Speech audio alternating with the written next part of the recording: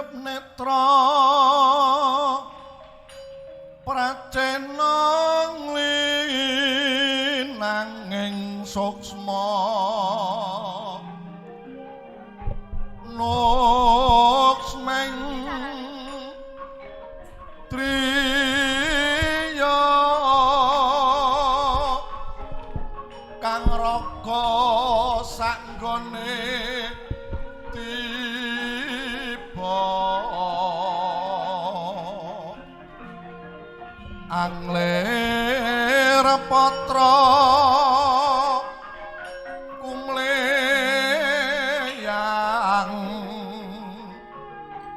katyuping mondo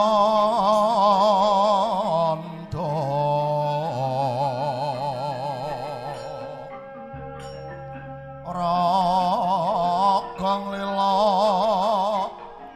kumleyang kaulas arso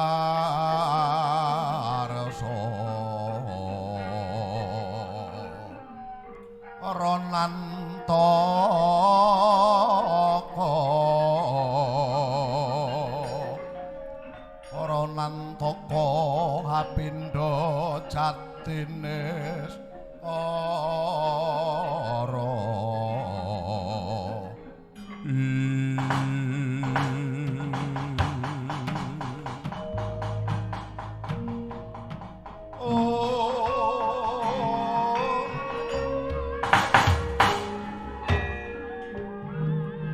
wancine srengenge glewang mangulon lamat-lamat kidung layung karya lamlami kumleyang godhong garing gogrok sanggon-gon sandyakala kalane mangsa ngerak ingkang ana amung sesawangan sarwa garing amimbuhi sumpek ing ati ingkang nedheng jumeneng jegrek pindha pratimorokmi nenggih ratu mamenang ya Widarba ya Kediri anenggih Prabu Aji Pamasa ya Sang Keswara ya Kusuma Wicitra kaya kogel kagelaning galih murkaning manah krana dumadining lelakon aneh ingkang nempuh kraton mamenang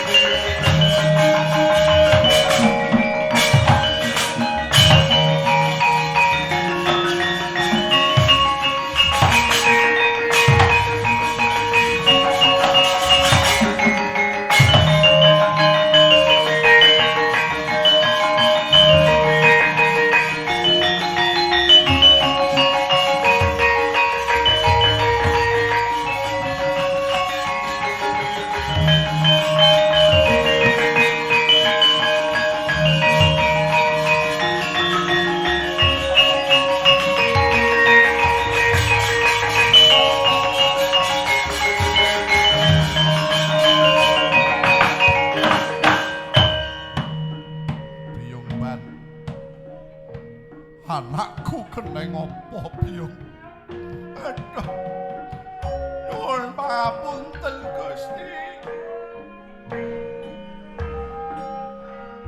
ndara kula bagus menika kala wau dawah wonten sacelahipun wit rejasa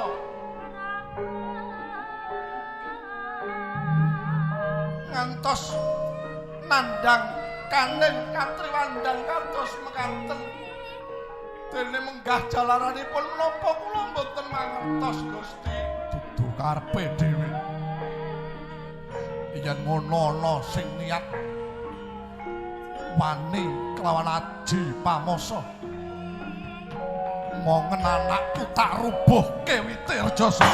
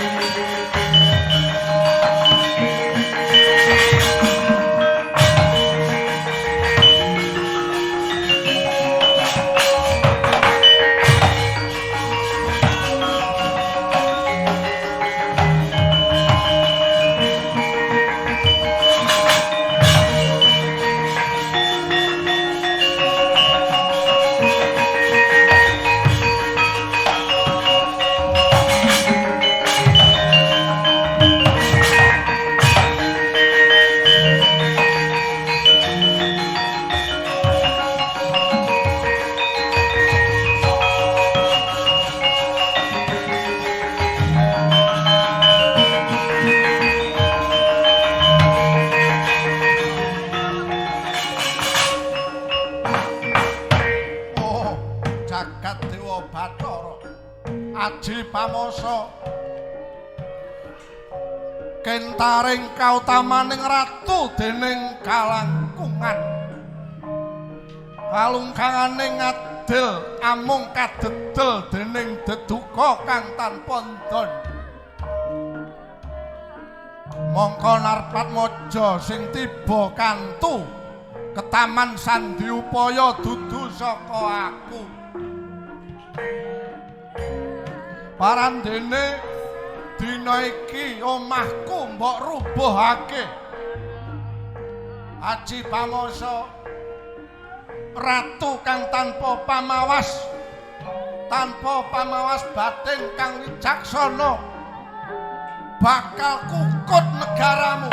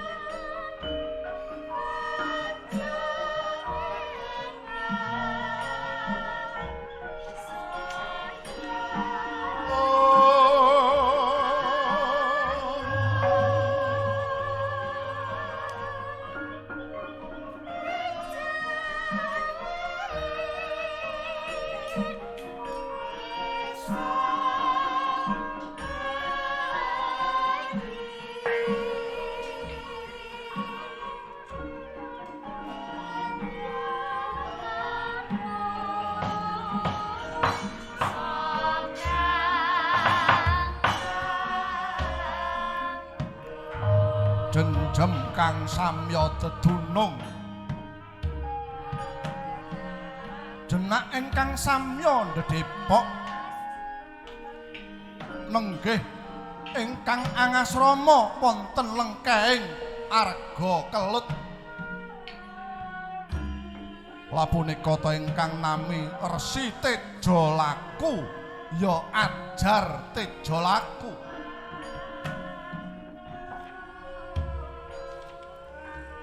wegik waskiteng esti mumpuni ing agal miwah lembut datan muka lamun akeh seswane ingkang racak kasinungan jiwa utama teteken kasukcen pepayung budi rahayu ingkang mungguing ayun nenggih siswa kinasih aran Bambang Kaniyasa miwah Bambang Kanigara dereng ngantos imbal wacana kesarupraptaning Sang Wirabaya dadi mangkono kagat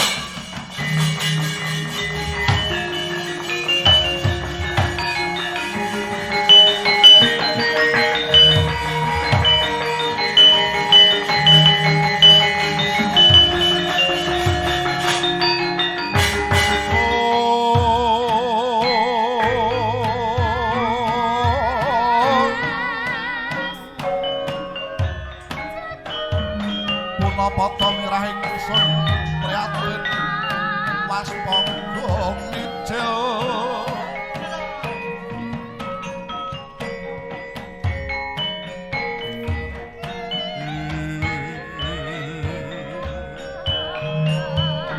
tuhu dahatan pokarya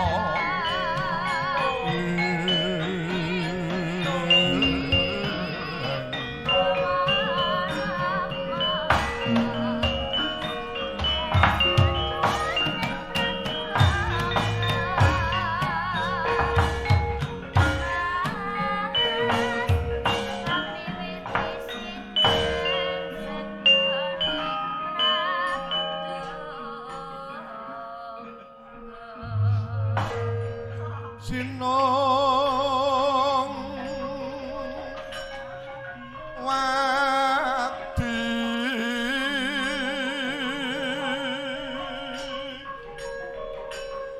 sinuwati jagatari among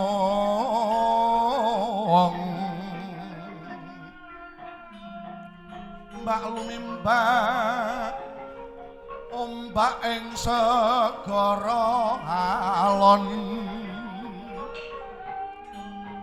kae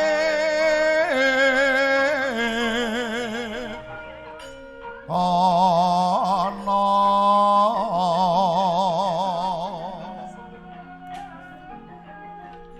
bale lumut ambreganggeng aweto denceng dencengan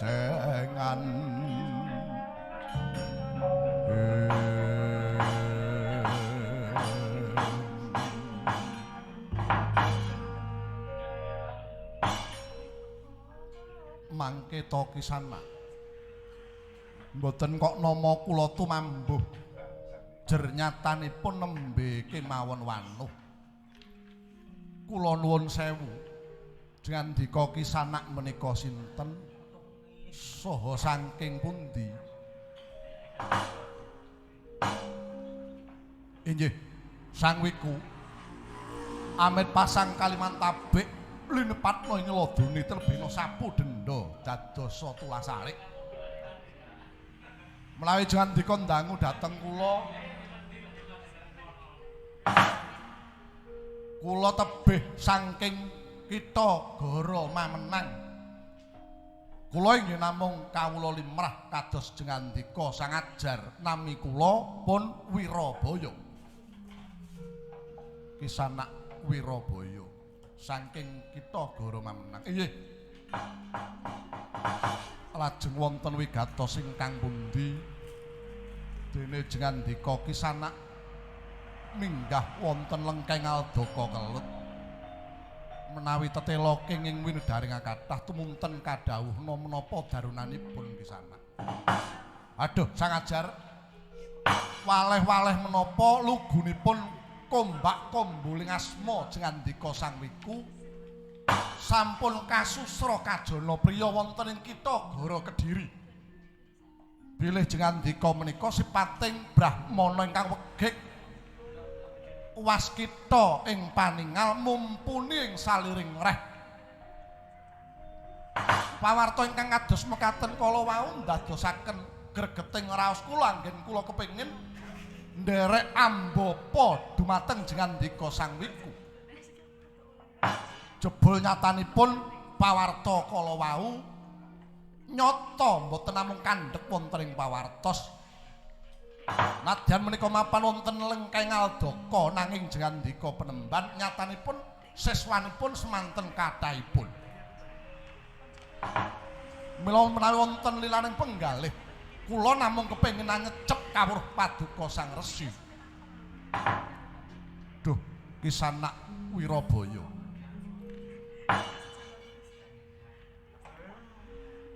aturipun kisanak Wirabaya yektosipun boten lepat jernyatanipun ing pertapan menika dados rana ngangsu kawruh angudi ndake ngelmi ing bab menapa kemawon kula boten badhe nampik murid alah dalah menawi mekaten pisuwunan kula sampun dipun tampi katampi minangka dados putra siswa jangandika sang ajar inggih kisanak lajeng nuwun sewu menawi nderek purita wonten mriki prabiyanipun pinten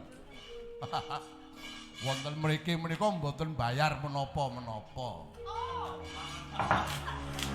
opahe nggih namung melu nyambut gawe rerencang wonten pertapan mboten mawon mboten sah mikir perkara redana oh mekaten inggih kisanak inggih syukur bagi sewu menawi telu mekaten lajeng kula saged nampi wewarah kawruh saking jangandika sang ajar benjang menapa krana nata ling raos mengkaning raos anggen kula kepengin enggal nampi gegebengan saha kawruh jengandika sang ajar. Duh Kisanak gandeng rikalenggan mangke wekdal ingkang prayogi menapa ingkang paduka kersakaken badhe kula udaneni mila sanging menika monggo kula kanthi manjing wonten ing sanggar palanggatan.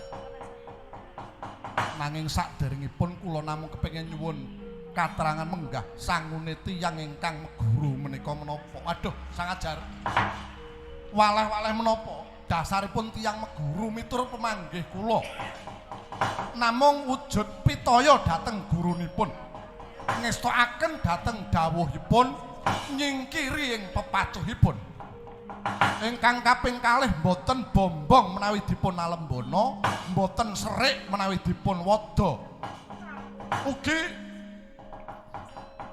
boten gampil rumaos ageng raosipun sarta tebih saking raos milik lan meri menika gegaranipun tiyang ingkang meguru miturut pemanggih kula. Waduh Kisanak pratitih saturipun mila sanging menika kula ugi nderek bingah monggo samangke kula kanthi dhateng sanggar palanggatan menapa ingkang dados kersa jengandika badhe kula udaneni monggo kula dherekaken sang ajar.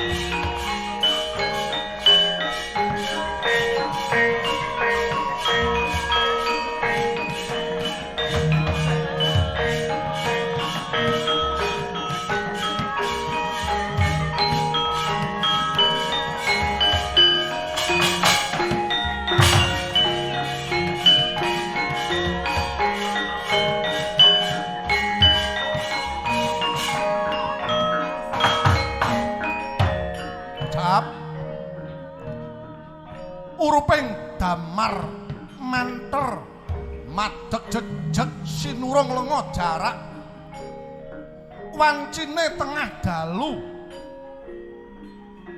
gandaning sekar sesaji wor lan wewangen kayu garu rasa mala melek-melek tataning lampah Resi Tejo laku sigra hamurwane patraping ulah lelungit anenggih wingiting ilmu luhung kawusa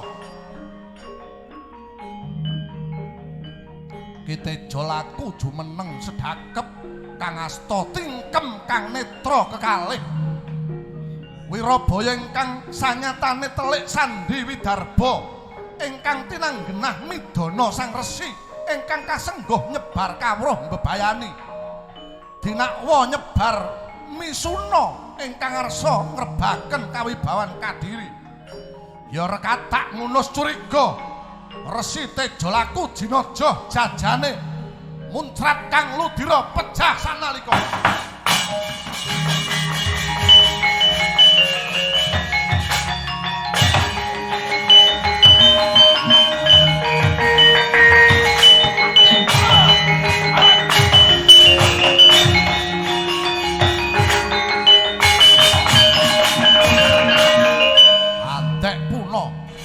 kondangmu kaya sundha langit nyatane tak jojoh gamanku ilang nyawamu ayo sambato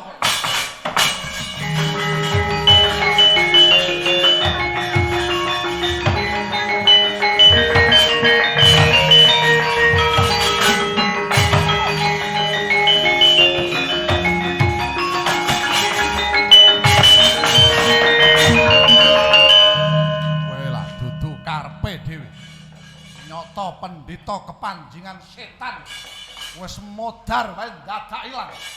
Ayo yen ana sing ora trima maju mrene.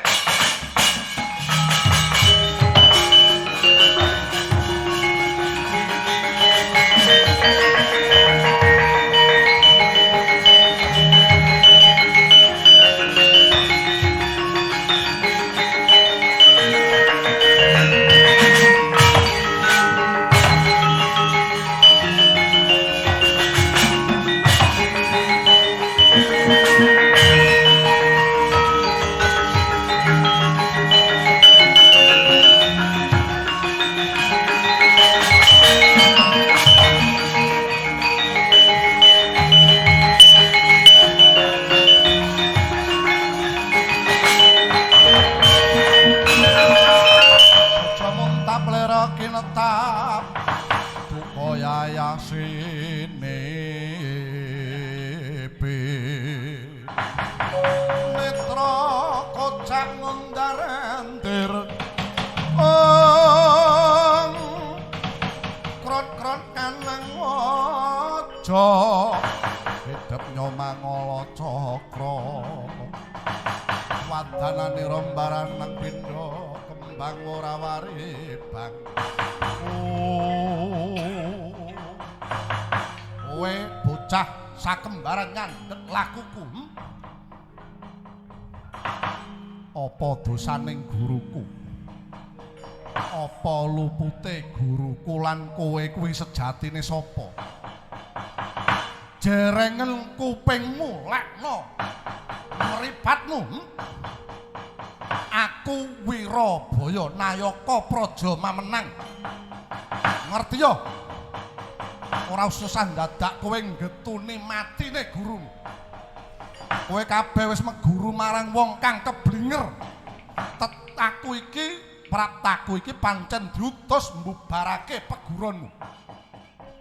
Apa kowe kabeh ora krasa yen wis dikumbah utekmu? Nalarmu wis diseni kawruh maksiat. Tondo yen to gurumu arwani karo panguwasa. Arwani karo Ratu Kediri. Yen ngono kowe wong Utagara Mamenang. Kowe wong anyar aja dadak ngaya-wara tembungmu. Babar pisan durung ngerti marang wulanganing guruku, kowe wani nutuh wulangane guruku mbok anggap wulangan sasar. Mbuh raidep. Coba sawangen sak matine gurumu kuwi batange ilang tondo yen to gurumu pancen wis kepanjingan setan. Muja karo iblis. Kudune yen to lante panggrahe tamu. Guruku nggonmu mentala maten nganti musna ragane kuwi jeneng moksa. Ah, moksa apa? Kowe wong Utagara Mamenang midana marang guruku. Kowe anggap guruku tumindake luput arep wani marang Ratu Gustimu nganggo dasar apa? Mbuh raidep. Pancen aku kekeseting ratu kang kudu nuhoni marang parentah. Mula dina samangka peguronmu tak bubarake dina iki. Yen perlu kowe bakal tak rangket tak sowanake dadi bandan ana negaraku. Aja mung langap-langap syukur ngucap. Ayo rangketen aku. Wah, kencang dadi bandan.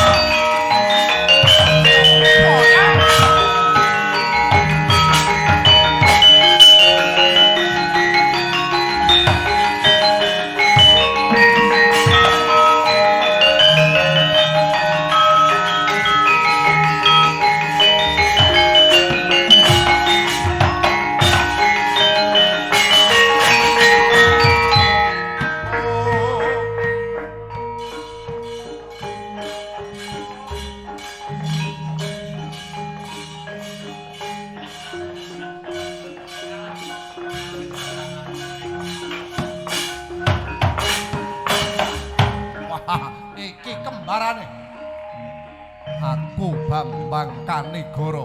Kanigara. Iya.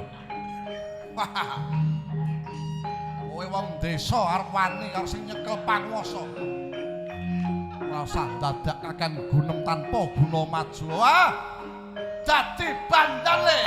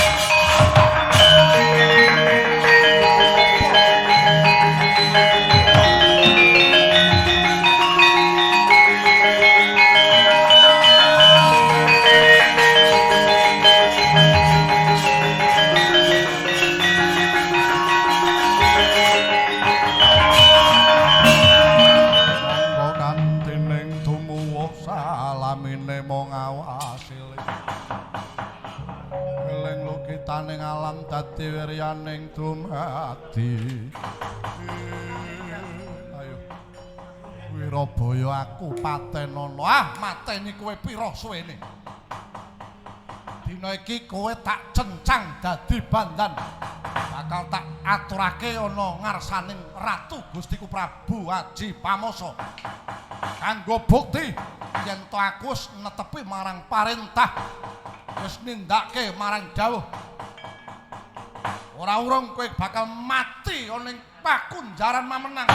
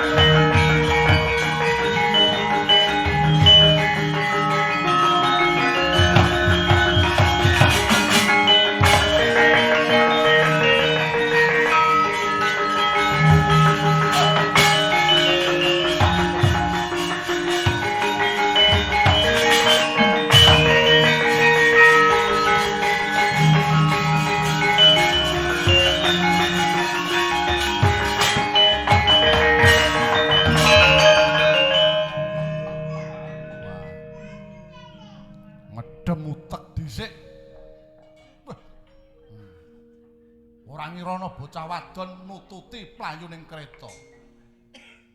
Wah, ayune. Cah gunung ini ayu-ayu tenan. Ketoke gunung kok putih bocahe. Aku ya tau roh ning wong wedok putih jebul panune rata. Iya. Mongko lumrahe kuwi nek wong gunung sikile njeber tungkake mlethek-mlethek. Lah kok iki kok apik banget. Nduk, kowe sapa? Waleh-waleh menapa kula menika bojonipun Kakang Kanigara. Nami kula Mastura. Lho. Bojone Kanigara sing tak cencang ning dhuwur kreta mau. Inggih. Gusti kula ingkang nyuwunaken pangapunten dumateng lepatipun bojo kula Kakang Kanigara. Yektosipun Kakang kula menika mboten mangertos dhateng kenthang kimpuling lelampahan sampun dipun katut-katutaken. Wah, bojomu wis dianggep luput. Merga melu rombongan salah. Ajar Tejo Laku wis dianggep luput dening negara. Malah wis kelakon tak pateni, mongko bojomu kuwi siswane Ajar Tejo Laku. Mula lilakno bojomu. Ora usah dadak bingung. Wong ayu kaya kowe ora bakal kangelan golek bojo liyane. Upamane Kanigara iki mengko dihukum mati lan ora urung ya bakal dipidana mati, isih antri sing pengen genteni. Dengan dika menika ngendika menapa? Lho, aku ki isih Joko. Aku isih legan. Mula nek kowe gandeng karo aku ora bakal kuciwa. Aja ngrungokke kabare wong kono-kono, jare aku ki wong lanang sing sok jeneng dolanan wong wedok aja percaya.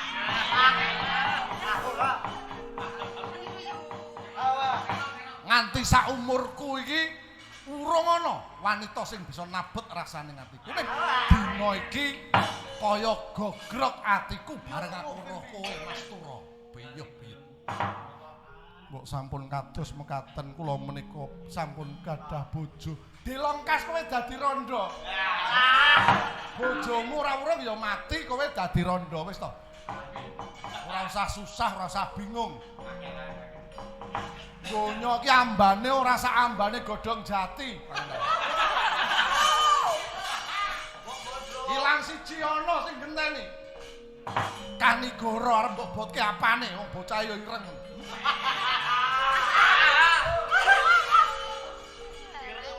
Nanging menika katresnan kula. Pisanak sampun ngantos nggodha dhateng kula menika dede wanita lelemerang. Kasetyan kula badhe kula tahi jiwa raga kula.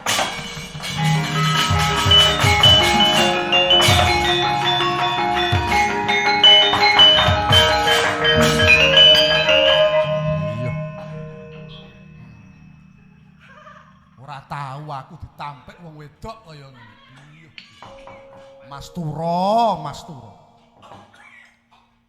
Bocah kok awake kaya ngono. Disawang saka ngarep apike kaya ngono bareng saka mburi luwih apik meneh. Nyawang wong ayu nguber kereta kok bokong iso ngalor ngidul. Kok kudu tak cewel. Upama kelakon tenan ora tak joke tanganku tak kono ngene-ngene. Iya. Jebul putri gunung iki kaya ngono. Sajake isih abot karo bojone si Kanigara kae. Piye? Apa enake Kanigara tak patenane wae. Yen bojone tak pateni ora ana sing ngebot-boti dadi sandunganing laku. Kanigara mati dening tangan.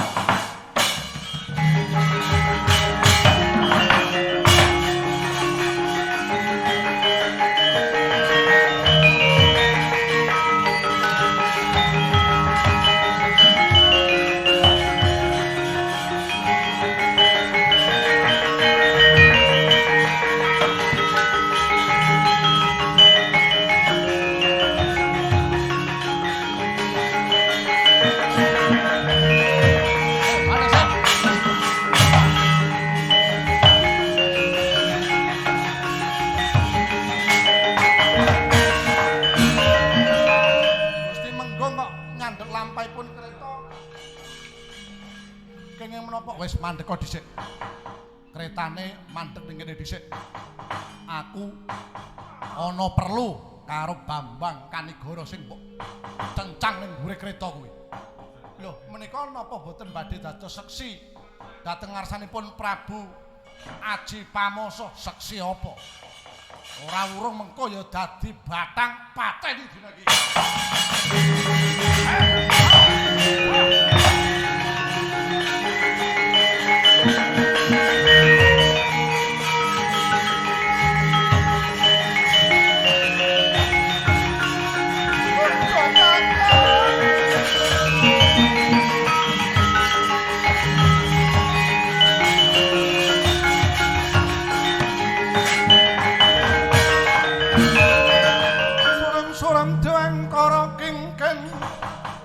Mangoswa kang layon teneng ilang kang memanise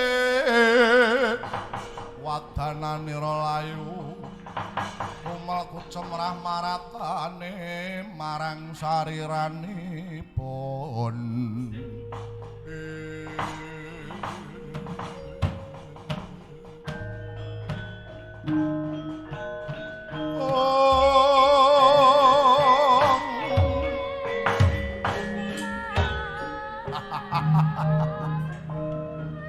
Niken Mastura sawangen. Bojomu wis sawang batang, ora ana gunane mbok boti.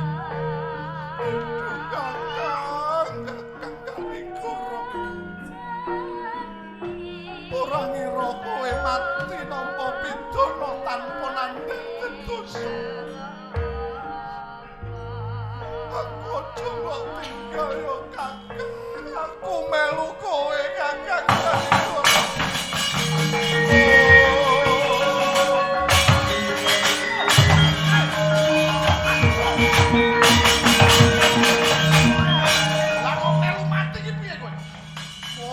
Wadon bodoh arep dimulyake lah kok malah nglalu ngampus diri. Waduh. Aku kok ya ora ngerti nek arep suduk diri. Wah piye iki? Mongko aku kadung kejiret rasaku. Kadung nandang tresna kaya ngene lah kok kowe ngeboke batang iki piye? Wong batang balowe.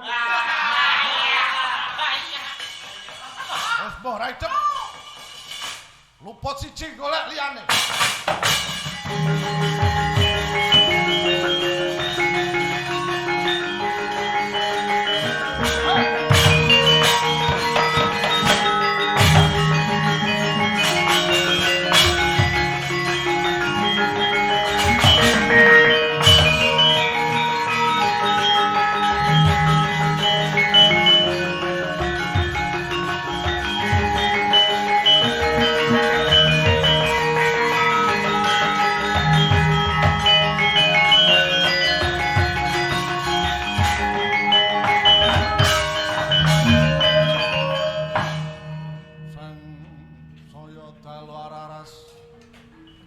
Biar kang lintangku medhap sonya tengah wengi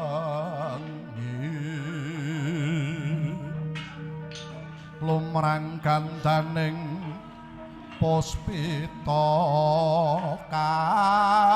karengganing putyanira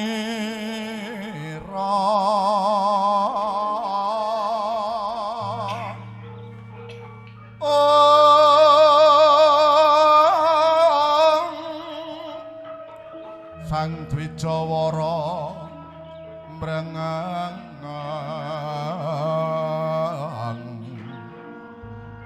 lir swaraning madu bronto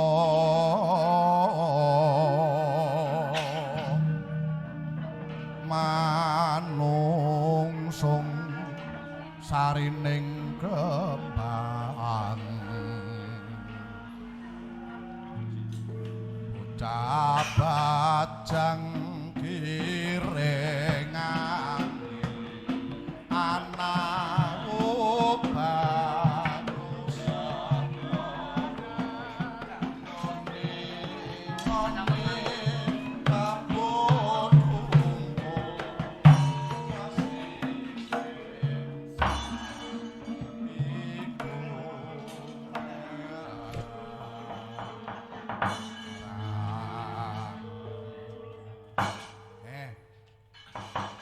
krasa ne mlaku wis tekan laladan mbuh endi Renggong apa Le ngene Le aku gelem rono ning njaluk dipethuk prau layar ngomong kamu wayangan sak jam kok njaluk dipethuk barang wah wah wah awake dhewe iki lakon apa-apa kok mesti metu ya Truk manyen ya dapukane iki dagelan mbok lakon apa wae mesti metu ya bot-bote nganggur suwe arep ngopo nang omah ya mung turu wae ayo monggo awake dhewe kuwi kejibah dadi abdi negara nderekke bendarane dhewe ing Kraton Widarba ya mamenang. Nderekke kakekne Semar. Lah iya toh. Kaya kakekne iki kek upama diitung umur wis pirang ewu taun ya, Tru. Jaman Ramayana sing momong ya bapak. Jaman Pandhawa sing momong ya Semar. Saiki jaman Kediri nyatane sing dadi pamong agung ya tetep bapak. Mulane nek Semar wis mulai pikun iki awake dhewe kudu maklum. Ayo. Pikun nggih lah. Prei-prei ngalem mati. Pancen ya wis sepuh kok. Nek diitung umur iki kakekne wis kentekan umur to. Ya to. Hitungane iki wis entek. Ha iya. Ya rahayune isih diganjar sehat. Ya pancen ya kakekne iki menungso setengah dewa. Tur ya kakekne iki malati mula jawani karo. Nek perkara pangananmu dijaluk wenehno. Oh ya pancen ya kakekne Semar iki dewa ngejo antah.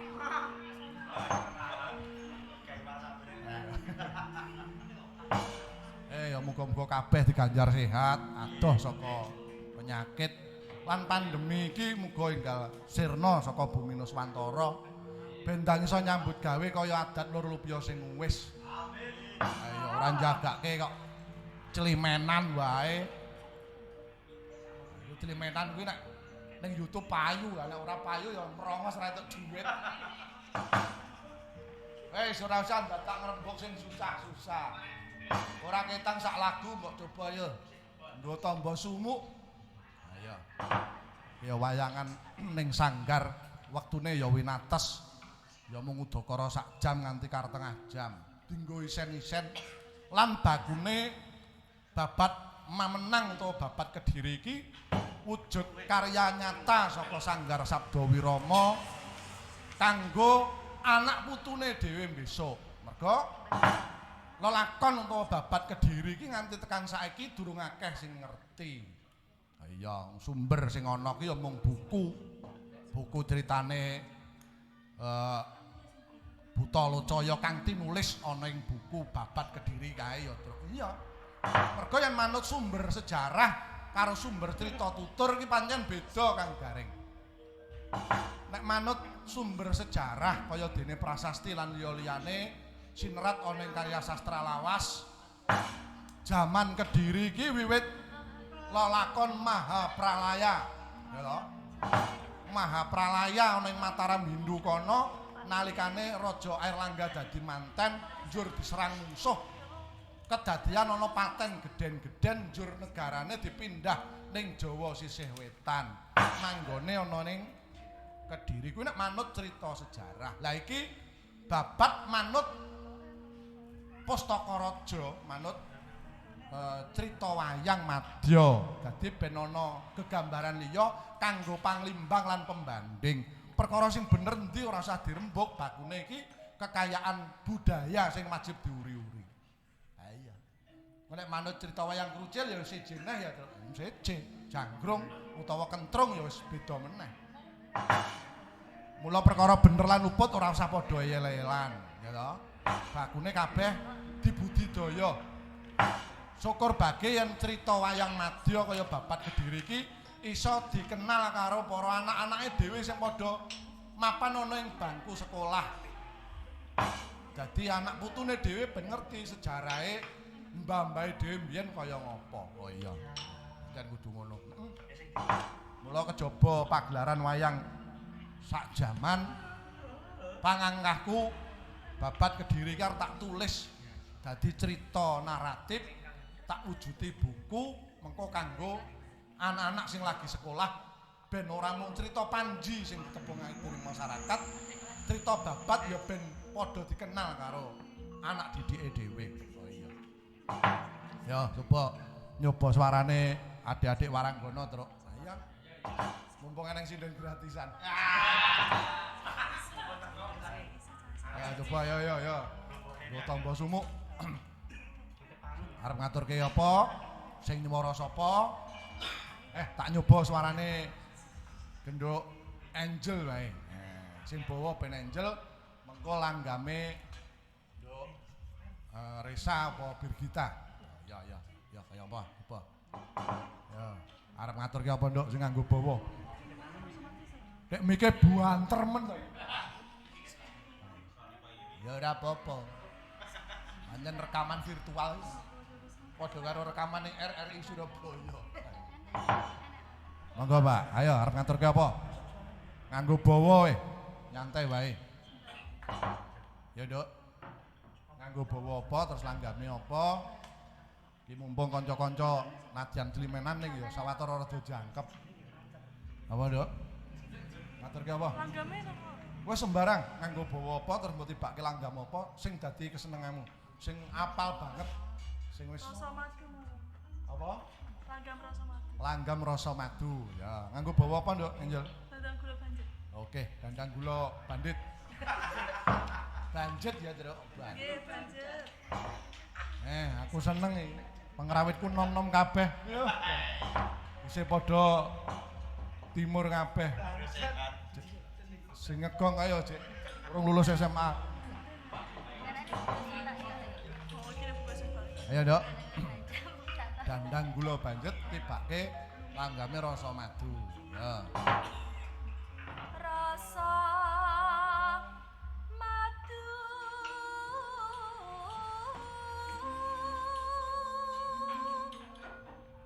yatine was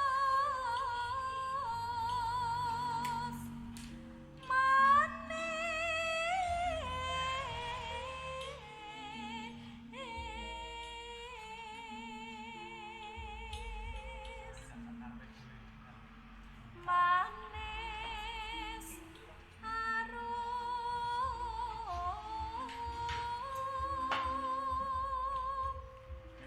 semuningu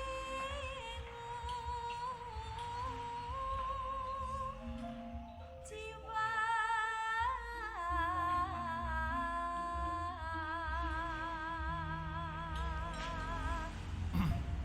Udut-udut ya ora apa-apa, Truk. Ayo. Cinandralir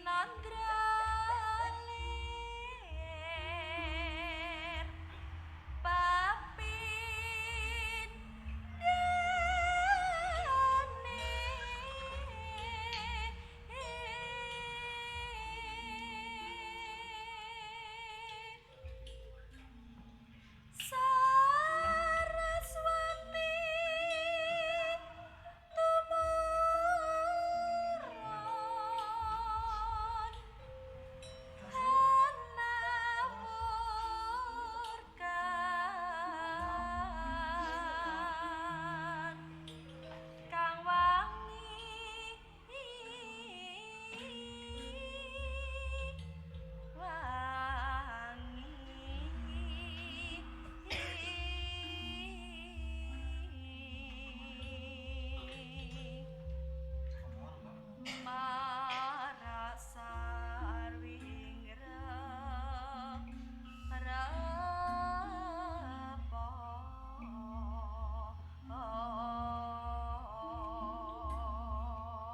Pun semester pinten, Mbak Yu? Aja semester gangsal. Semester 5. Nggih. Ora pengen kuliah nang isi ngono, Mbak? Pengen. Pekasat. Ya. Duh, Bapak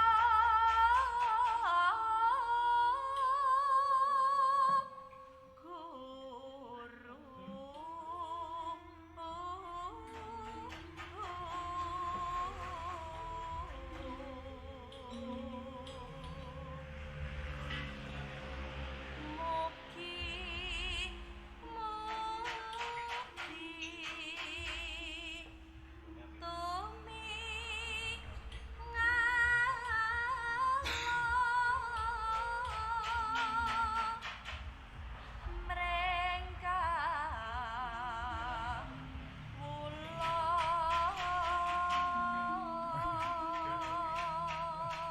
Didodoki kok njobo. Nonane Nandang prihatin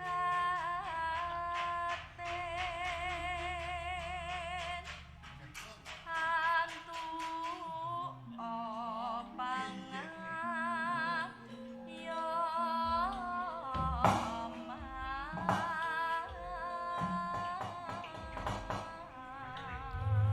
yo langgame apa? Bir kita apa? Nduk Risa. Risa. Nah. Langgam rasa madu, ya, Nduk. Rasa madu. Ayo. Oh, jenang gula, ya ora apa-apa, ayo.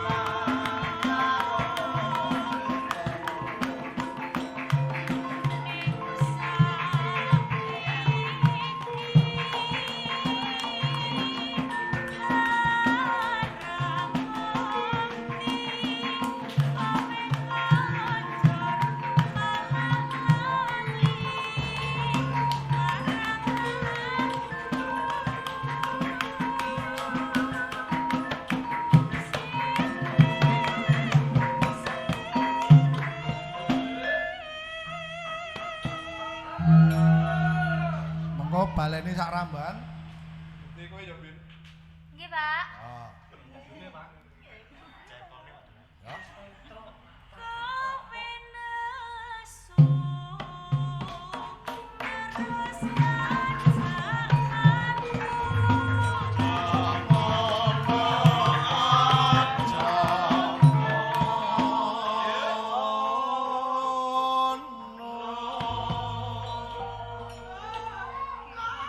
Ini terus disengai ya. Kemplang botol ndase. Ayo. Yuk.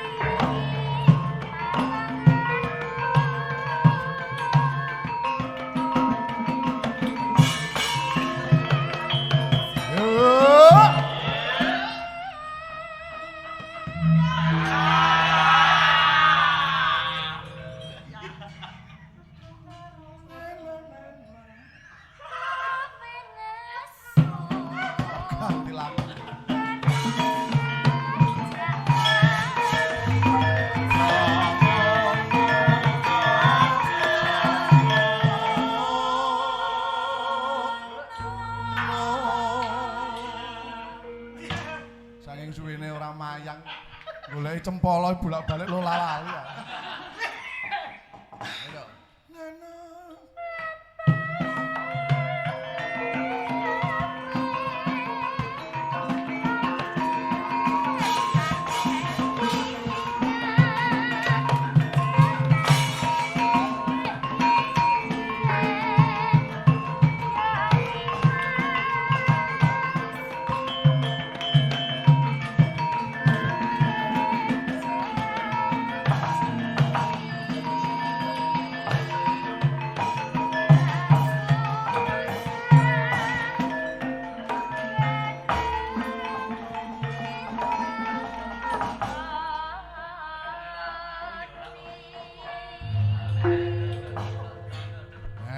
Muga-muga kena kanggo panglipuring ati terus kahanan sing saya suwe saya mbebayani iki Kang Gareng muga-muga ndang sirna negarane dhewe ndang bali tentrem ning nek nonton kahanan sing lagi kedadeyan saiki iki Widarba iki sajake kok rada mutawatiri ngono wiwit akeh para kawula lan golongan-golongan tinamtu sing wiwit ora percaya karo sing nyekel panguwasa. Ayo, waduh banget karo jaman rikala semana ya, Truk. Iya. Ning nadyan dikepiye wae sing jenenge negara kuwi pancen ing antaraning pangarsa lan kawula kudu tetep manunggal tetunggalan dadi siji. Aja nganti ana benceng cuwenging panemu nganti dadi cerah luwih-luwih nganti dadi perang gempuran. Kuwi sing rugi sing bakal nandhang penandhang ya para kawula dhewe. Ayo.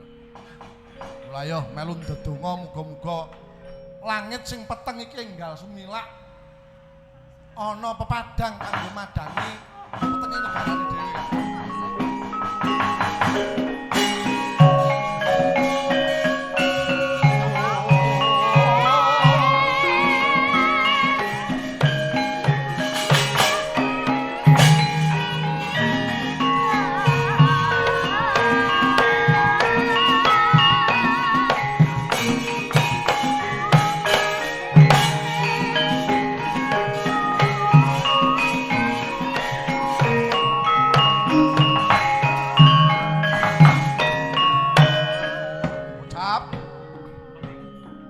Nalika samono nadyan kang denanggep bebaya wis ilang saka bumi mamenang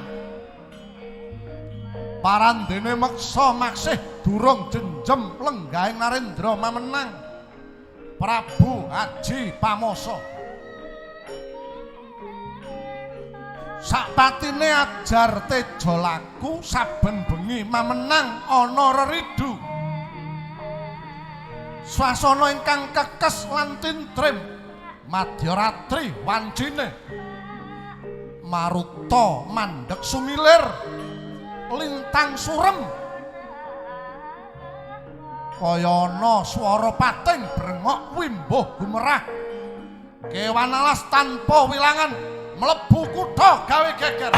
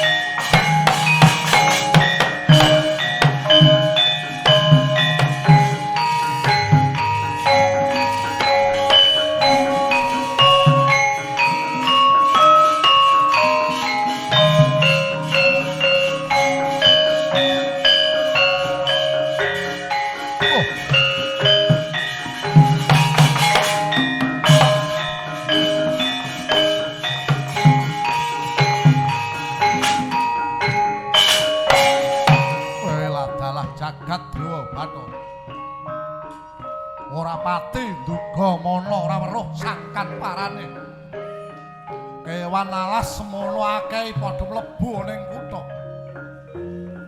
Prajurit Mamenang, prajurit Widarba, dina samangkung gawe grogol, kewan-kewan kae lebokno grogol, aja nganti nuwake pepati.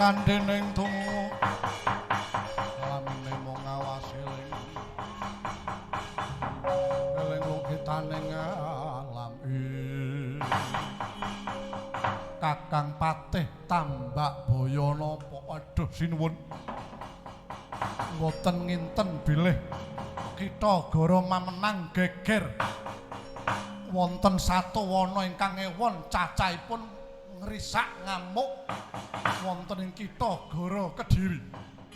Malah nyuwun pangapunten ingkang abdi ing katumenggungan pun tumenggung Wirabaya ing mangkah badhe yasa grogol malah kasundang dening banteng ingkang bebayani satemah pejah wonten ing Rananggana.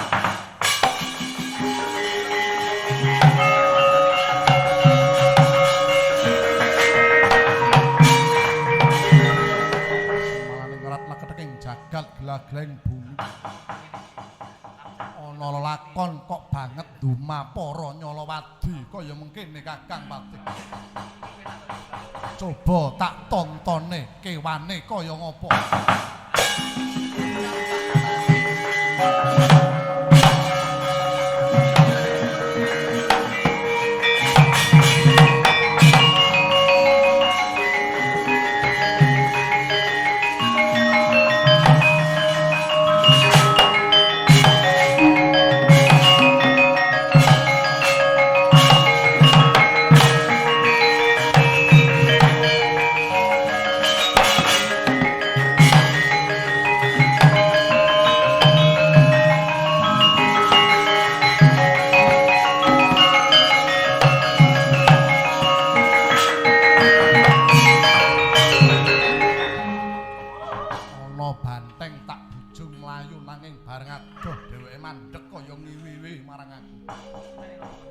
mlayu tekan lak-lakaning naga kecandhak dening Aji Pamoso ilang nyawamu.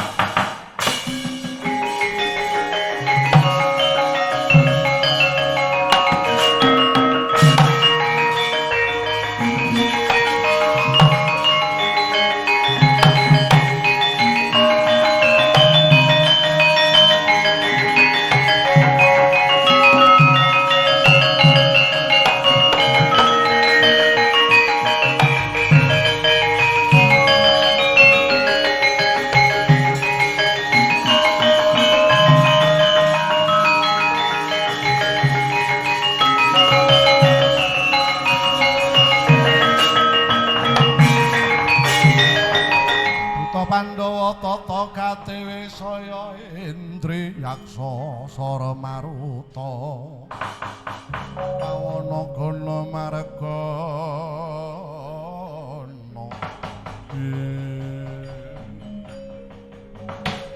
Bata-bata Kakang Naga Kunta apa to sababe ngatasé wis pirang-pirang dina tak waspadake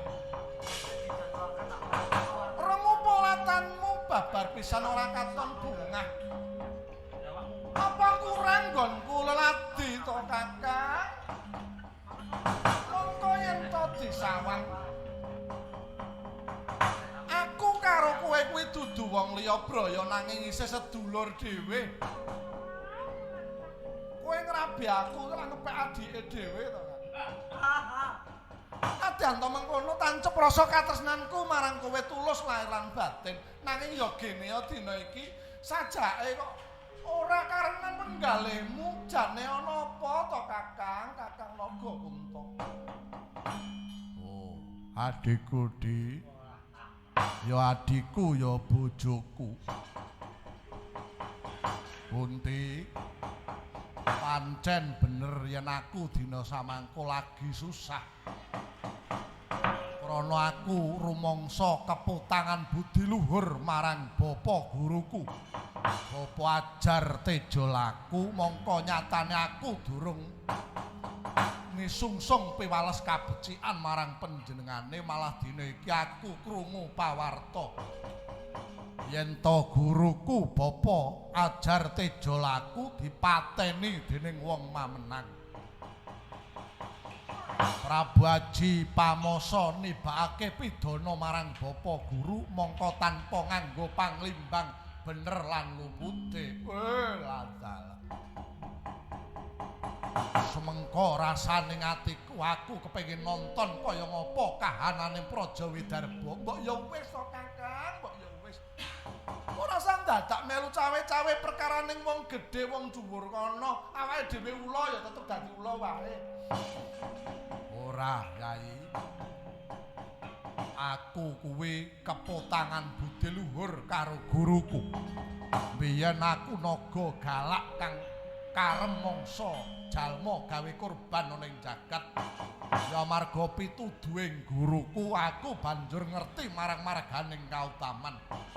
Mongko aku durung males kabecikan karo panjenengane malah dina iki Bapa Guru Ajar Tejo Laku dipateni dening wong Widarba.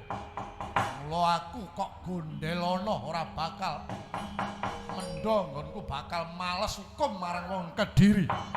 Kowe karya ning Gunung Kawi kene mapan ning Gunung Nilandusa aku tak bujuk Praja Kediri. Ya nanging luwih dhisik ditaliti ya Kakang. Aja kesusu.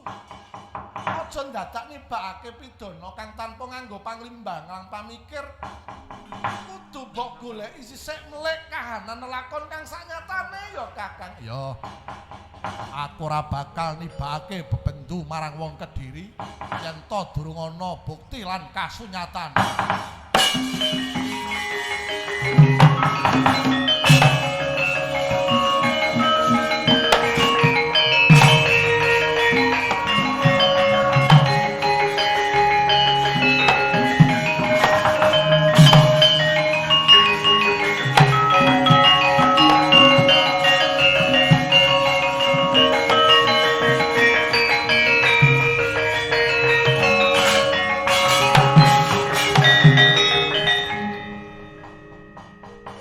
Bol nadyan mung sak celeraman aku bisa maspadake yen kahananing Praja Widarba adoh kalawan sing jenenge adil.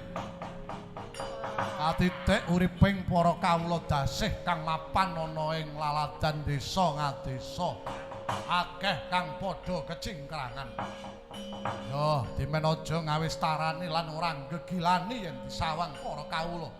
Aku bakal namur lagu.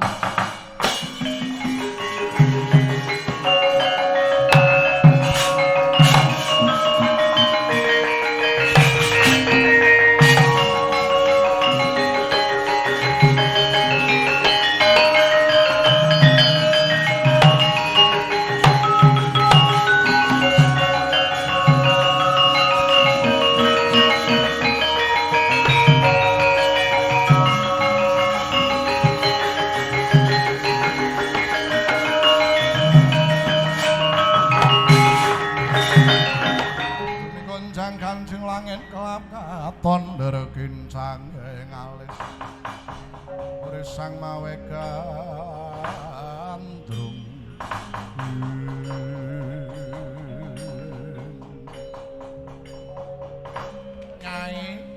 Nyai Brayut kula ki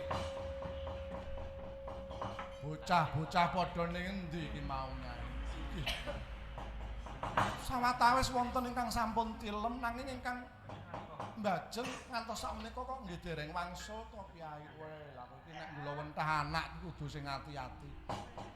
Jaman lan usume kaya ngene iku nek wong tuwa ora pinter ngula wentah karo anak bakal nyilakani.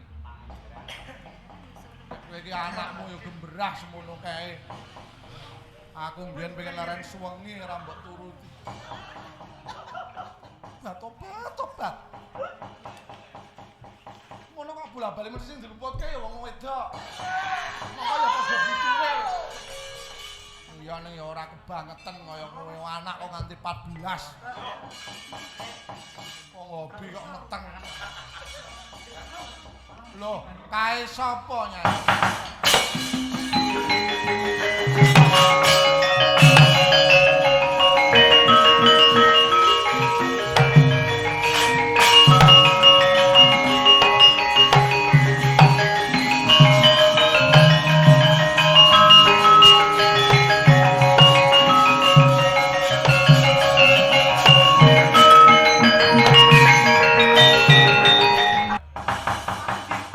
Goncang kancing langit kelam katon dergincang ing alis risang mawe gandrung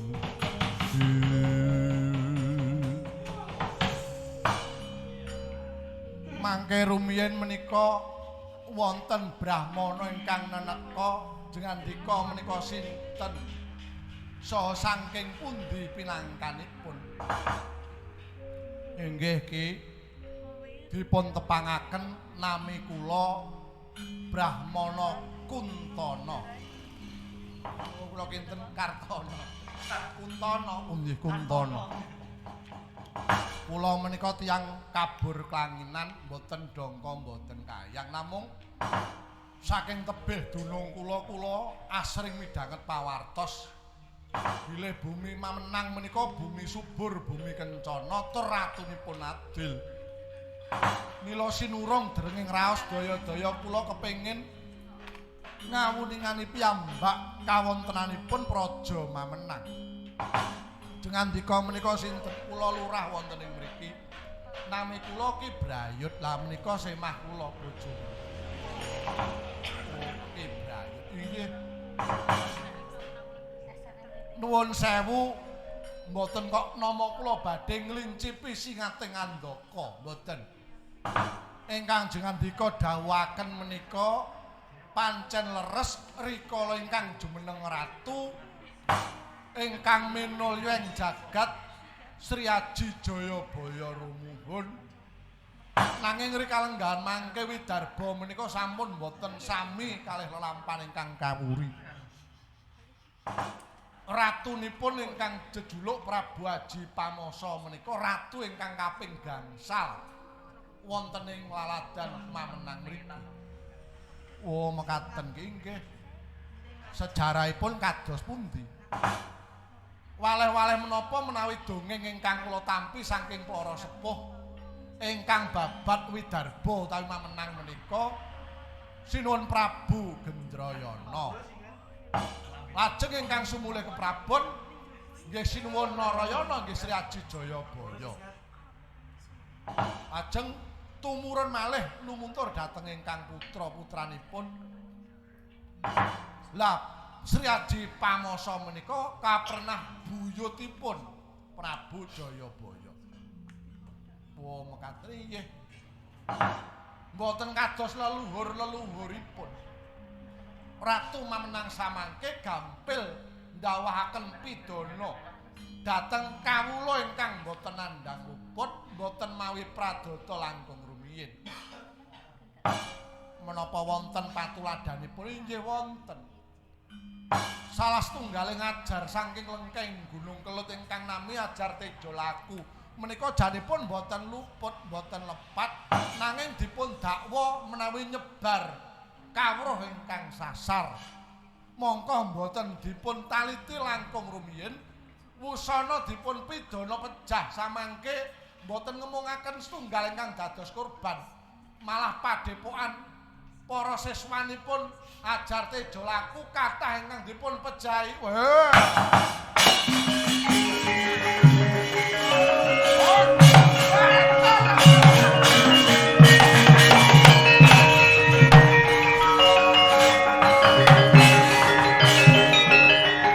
Ladalah ki brayut kowe aja mlayu, aku ora bakal mangsa kowe. Malah aku bakal nglakake panuwun dene kowe sasung pawarta kang nyata marang aku. Ki aja mlayu.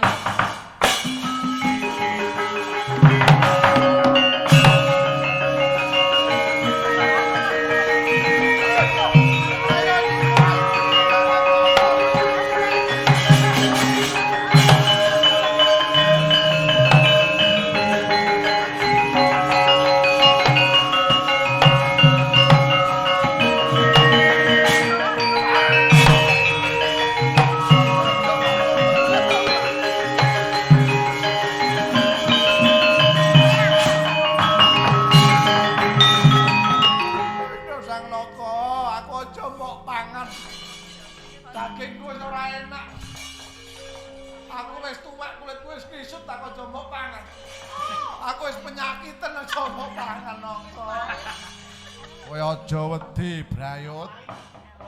Aku ora bakal mangan kowe ning aku malah bakal asung nugra marang kowe. Saestu niku. Oh semaput bareng arep diwenehi ganjaran jekekal tani. Aku lho niki mbok lara nemen lekar-lekar nek enten ayam panggang taku.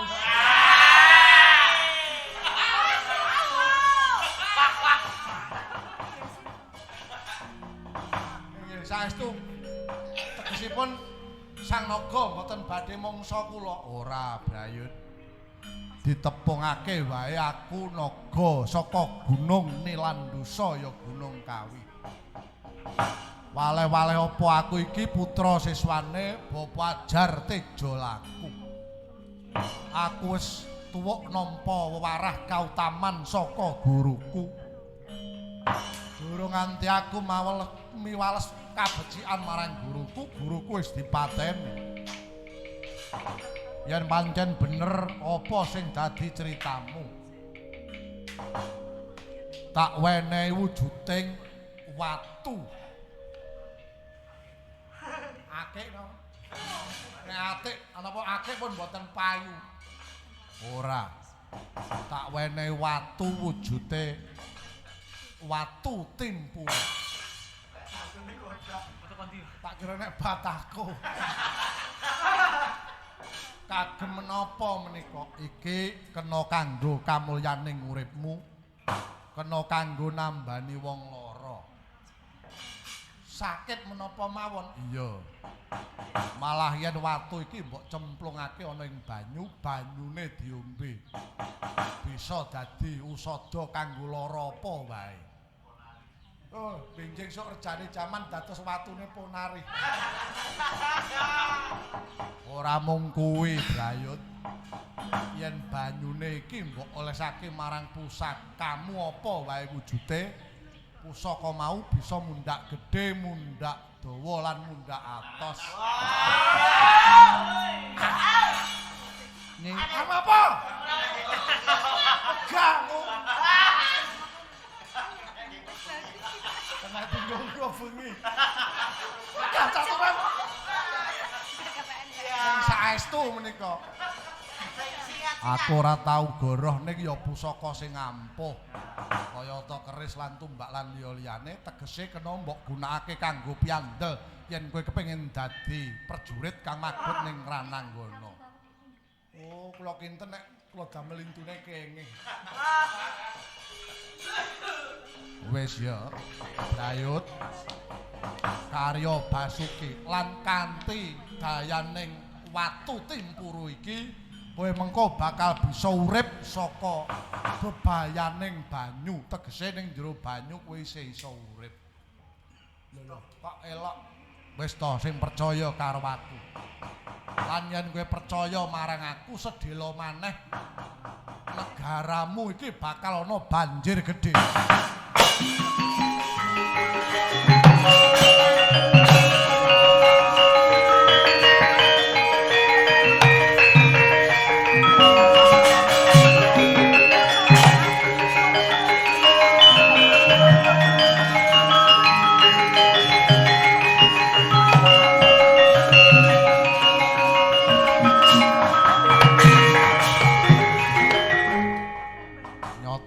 Lakone mamenang sing tak rungu saka para warga lan para kawula. Yen to dina iki ratu mamenang sakandane wis adoh saka kautaman. Aji pamoso kowe utang nyawa karo aku, kukut negaramu.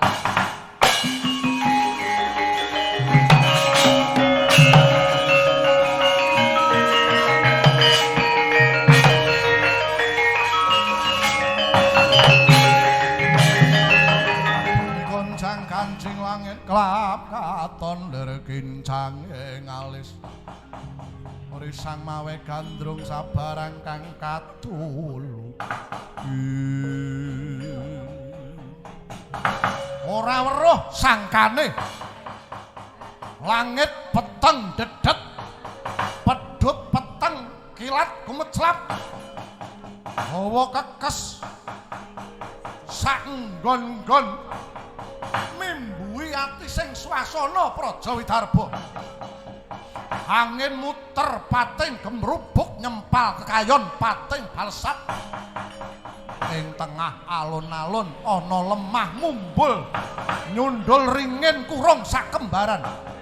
Para kawula padha pating jempalik ing pangrasa kaya kacemplung luweng jebul cangkeme Nagakunta ingkang jedul saka bumi. Melet ilate cangkeme nyembur banyu mblabar ngiwonengen. Nagakunta banjur ambles bumi. Temah bumine jemblong sak sumur Bandung. Dadi tok sumbering banyu. Saya gedhe wetuning toya saking telenging bumi. Kuwi mbuh udan deres 7 dina 7 bengi. Ewon cacahing kawula dadi korban. Jagat mamenang kaya arep kukut. Kediri banjir mamenang keleming mareh.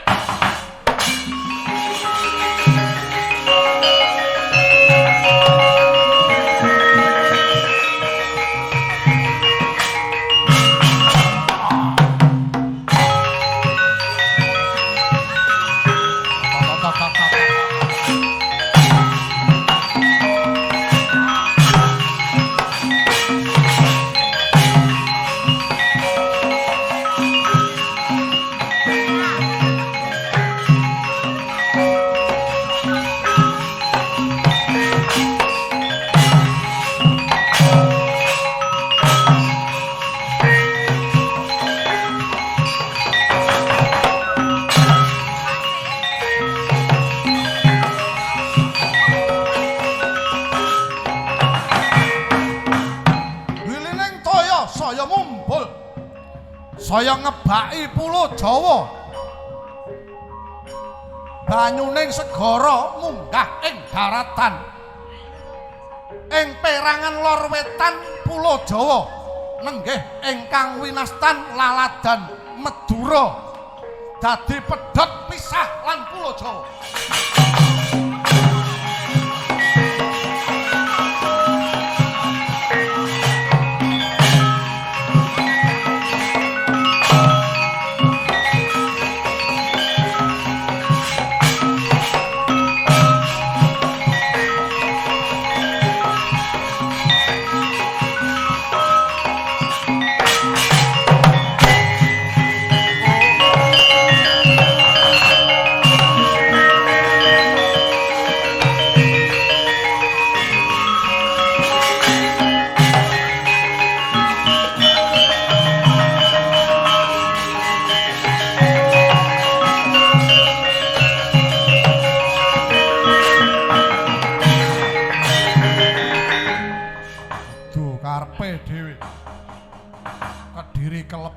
Semene gedene ora ngerti sangkan parane jebul udan salah mangsa akeh kaulaku kang padha dadi korban kamangka sinuwun Prabu Haji Pamoso lagi mbujung banteng kang salah kedaden. Waduh Gusti Ratu paduka wonten pundi kula kepengin nyelametaken jenengan Gusti.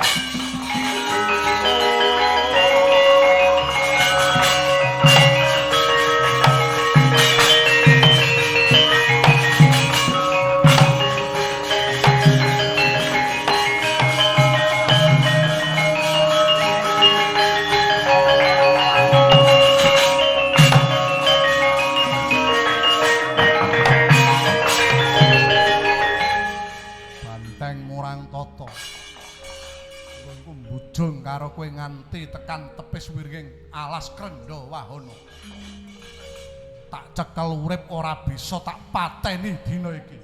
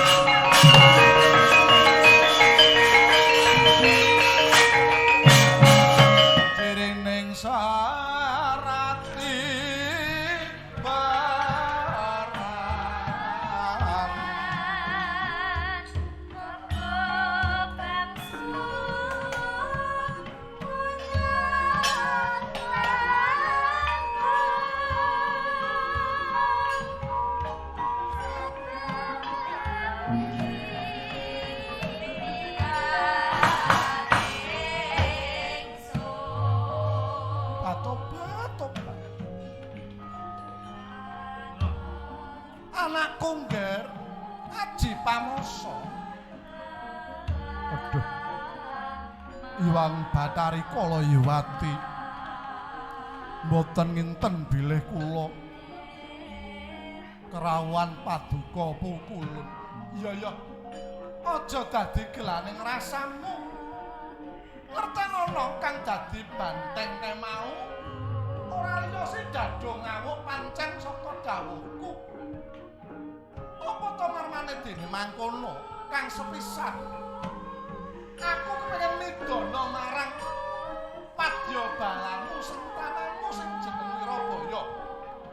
Nggone wis kumlancang mateni ajan tejo laku mongko tanpa nganggo panimbang kowe dhisik. Kapindhone saka gedhe rasa tresnaku marang tedhak turuning Sri Aji Jayabaya. Aku kepengin nyelametake marang jeneng kita Aji Pamoso. Lara-laripun kados pundi? Pukulun Kalayiwati. Kertenono ya nggih aja dadi kageting atimu. Dina samangka kratonmu ing Widarba, negaramu ing Kediri wis kelem ing banjir gedhe. Kawulamu wis tak kukut dina iki.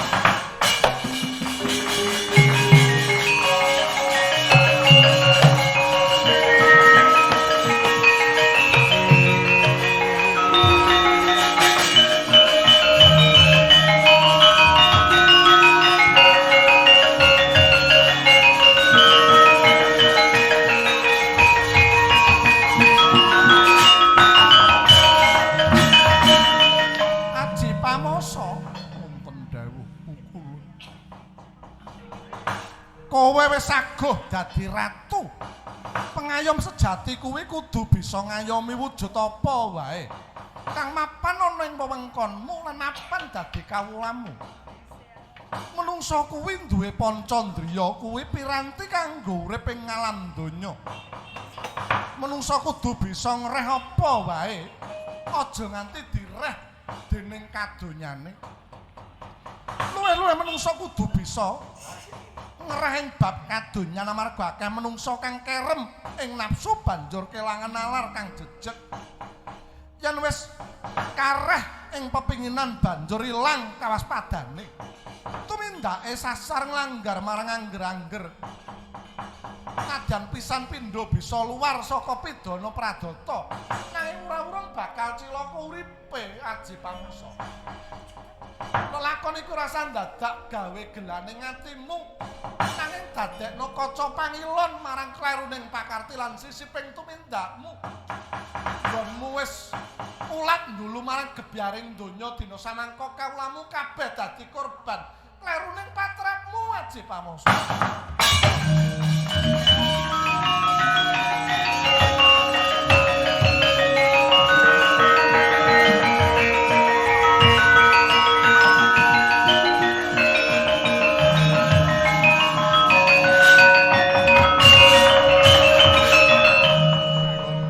Kanjeng langit lap katon rekincanging alis.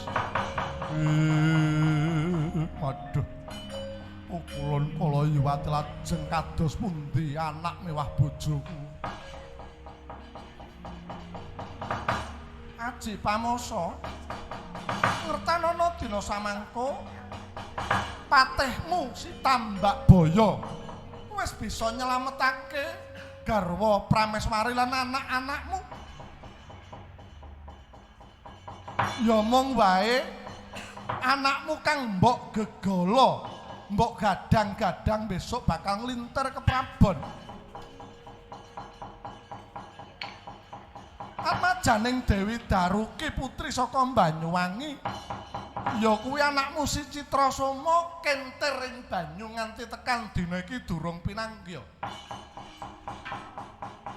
Nanging kula aja sumelang, wis kinodrat besok atmajamu uga bakal dadi prayagung luhur. Lajeng kula kedah kados pundi. Sedyaning raos kula kepengin ing benjang saged yasa negari malih ingkang langkung agung. Miwah anggen kula nyepeng panguwaos badhe kula jejekaken jejeking adil miwah hukum ingkang wicaksana. Tak sekseni sumpahmu Aji Pamungsa dina samangka kowe mlaku ngidul ngulon saka laladan Krendawahana kene aja nganti mandheg yen to durung ketemu alas gedhe kang aran Alas Pengging Witaradya. Babatana ing kono wewengkon kuwi dadekno negara kang anjayeng bawana ora beda kaya pamenang jaman Sri Aji Jayabaya mbiyen ya nggih.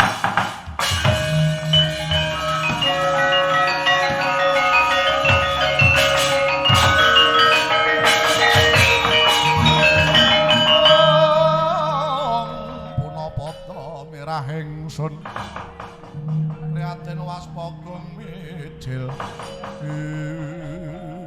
ngaturaken penuwun Kanjeng Ibu Bathari sampun paring sabiyantu dhateng kula pun Aji Pamungsa. Ya nggih. Wong kang utama kuwi wong kang luput lan ngrumangsani ngreh kaluputan banjur gelem dandani marang kleruning pakartine bisa dadi menungsa kang luwih utama. Inggih. Dina samangka bakal ulun paringi ganjaran wujuding Kalpataru. Gayane kowe ora bakal ngelih, ora bakal ngelak. Gunakno kanggo memulya negaramu ya nggih.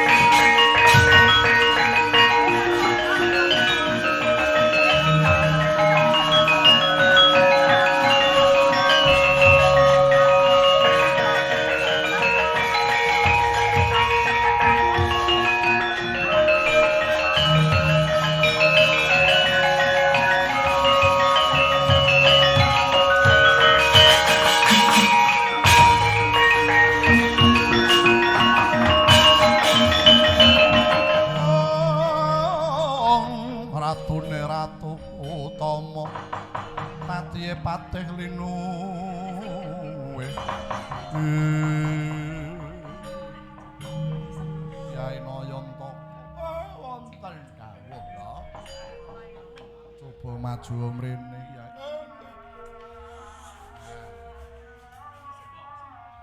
wonten dawuh mumpung taksih adan negaraku wis kukut kakang mamenang wis kelem ing bumi banjir banyu kawulaku wis entek abot banget dosa kang kudu tak sangga kakang pancen wong niku nek lagi dicoba nandang penandang nampa lakon nggih ngoten niku. Mulane dadi wong niku nek penak aja rumangsa bungah, nek susah aja nemen-nemen. Lagi sugih bondo donya kaya-kaya jagat arep diemperi. Dhuwit kaya ora iso entek. Sapa-sapa dinyang. Bareng ngeten iki negara entek bondo donya ludes. Rezeki wis ora ning sing teka. Ika malah nelongso niku kleru. Wong urip niku mboten sah gumunan, aja kagetan. Eneng napa-napa mawon pun dianggep biasa. Sugih ya syukur melarat ora apa-apa, wis kulino. Nanging aku mesake kawulaku sing dadi korban. Ora ngerti kenthang kimpuling lelakon banjur blabak ing toya bena kakang. Pakartine sapa kakang? Niku pakartine Naga Kunta. Hajar Tejo Laku niku murite kathah. Mboten namung ingkang sifat menungso. Nadyan kewan nggih wonten ingkang dadi murite Tejo Laku. Kalebu Sinaga Kunta kalih adine sing jeneng Naga Kunti. Bareng krungu yen gurune dipateni Murina. Mongko Tejo Laku niku nek kula ngarani nggih mboten kleru. Ya mung Wirabaya. Sentana sampeyan tumenggung sampeyan niku lek nibake pidana tanpa nganggo panglimbang langkung rumiyin. Wusana Kunta mboten narimakaken lajeng alun-alun Widarba jemblong buminipun medal tok sumber ingkang agengipun mboten ukuran. Kediri banjir Widarba kelem sakniki pun kukut negara sampeyan tenan. Aku kadhawuhan mlaku ngidul ngulon dening Kanjeng Ibu Bathari Kalayawati supaya babat alas pengging kakang. Kula nggih ngerti, kula melu neksen. Sak dalan-dalan iki mengke ora urung besok reja-rejane jaman nggih bakal dadi papan kanggo kamulyaning wong cilik. Iya. Iki wau kula nggih semerep. Niki alas kok ketheke sak pirang-pirang. Mongko kethek niku basa kawine Kapi. Sok reja-rejane jaman kula jenenge Desa Kapi. Ning enten loro sing ketoke mangu-mangu. Reja-rejane jaman kula jenenge dusun Mangu. Mangu guyangan. Enten malih kethek siji niku nguyuh ten guyangan sapi. Kula jenenge Desa Guyangan. Ngakekne ngene nggih istilah ya rena-rena. Kabeh-kabeh kok dianggep sok rejane jaman ya nek jamane reja.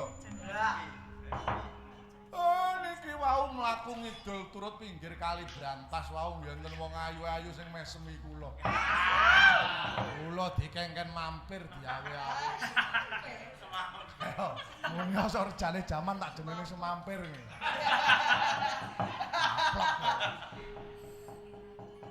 Kula wau nggih semerep enten tiyang bunder wireng. Mbok jenenge sapa desane? Ah seraro. Urung lair. Lajeng iki kersanipun wis cukup nggone ngaso sawetara ayo.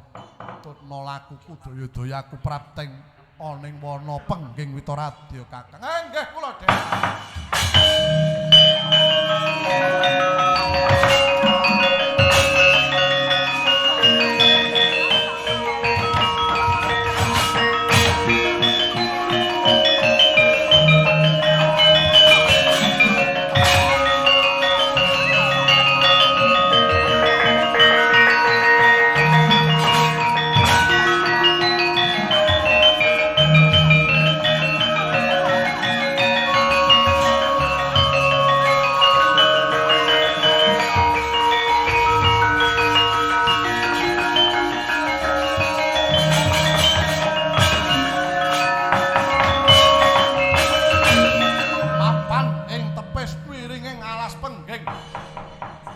Ana wewe wedok arane Nyai Sakrini.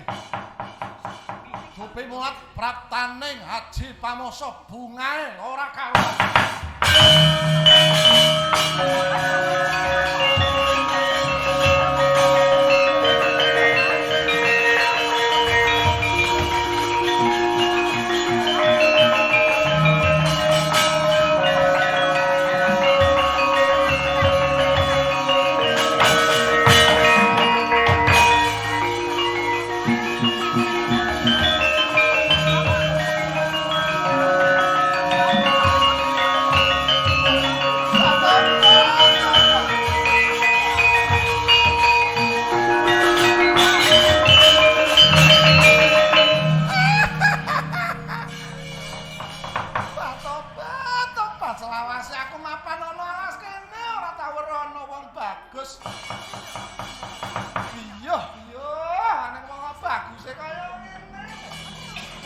Beda karo bojoku kan.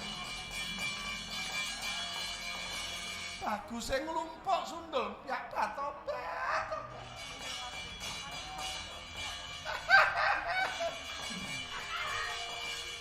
Oh, tak kira nek sapa.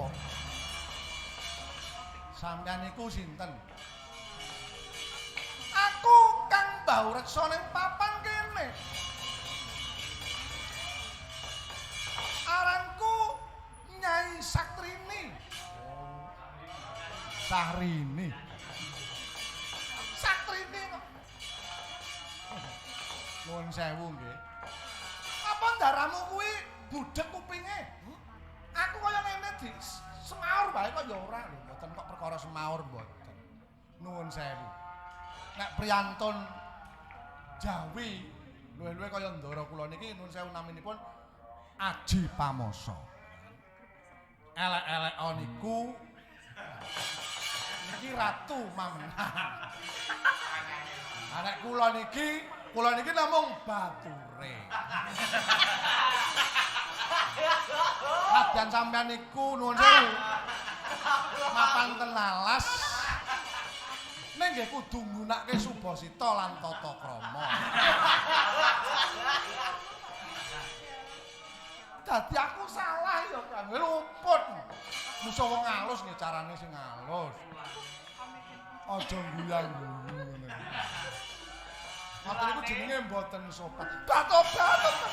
Aku iki demak-demak kaya meneng bae. Kaya ora krasa kok.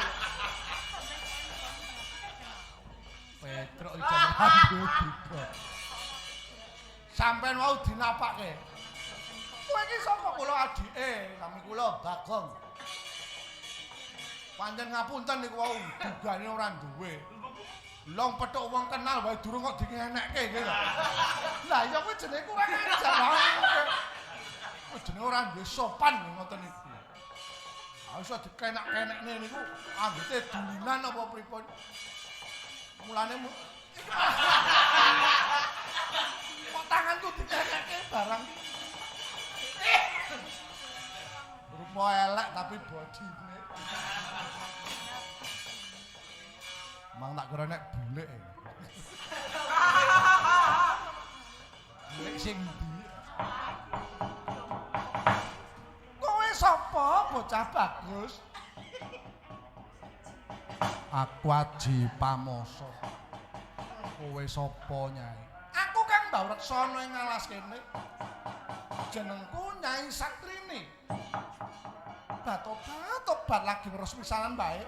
Kaya wis kepanduk rasa sengsem, jilet rasa tresna. Aku tak melu kowe ya Raden, batobat.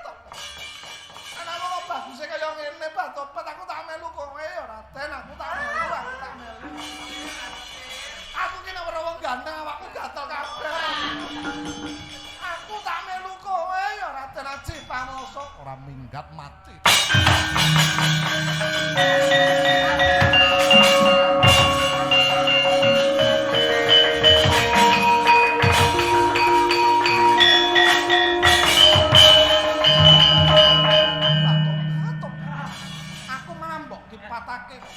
Ora bisa ngruda paripeksa kowe.